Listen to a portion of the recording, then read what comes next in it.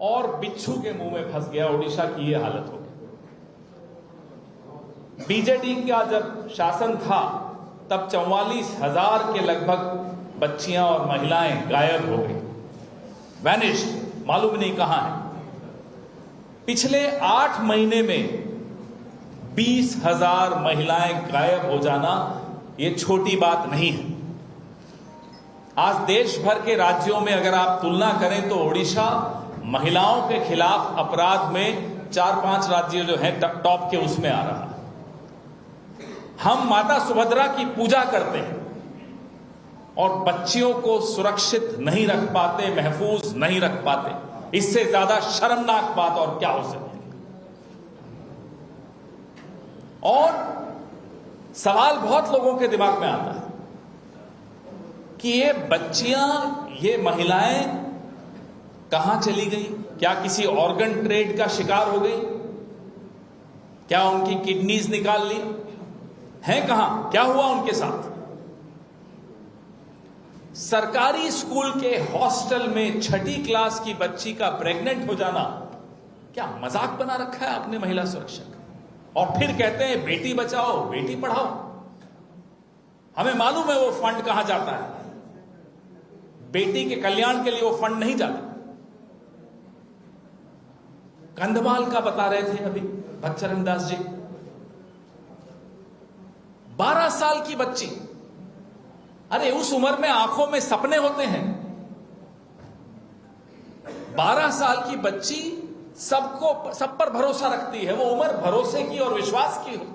वो उम्मीद और आस की उम्र होती है। ऐसे में एक उसकी जिंदगी को भयानक सपना बना देना, उसकी बॉडी भी नहीं मिले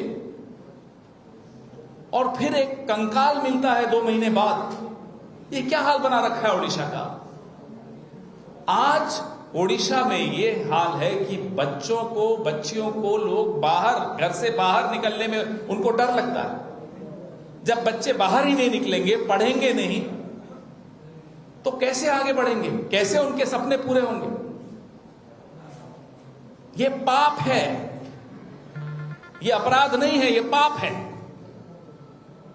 और इस पाप की सजा ओडिशा के लोग तो देंगे ही, ऊपर वाला भी देख रहा है, मां सुभद्रा भी देख रही है। मां सुभद्रा के नाम पे आप स्कीम्स लाते हो और बच्चियों के साथ बलात्कार हो रहा है, किडनैप हो रही हैं, आप कंट्रोल नहीं कर पाते।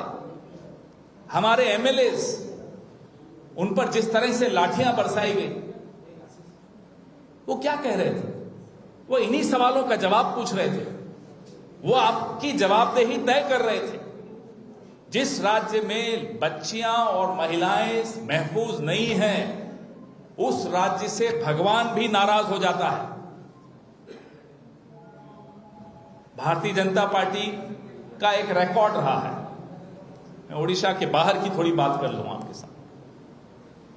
कठुआ, जम्मू के पास एक बच्ची का बलात्कार हुआ और उसकी हत्या हो गई थी।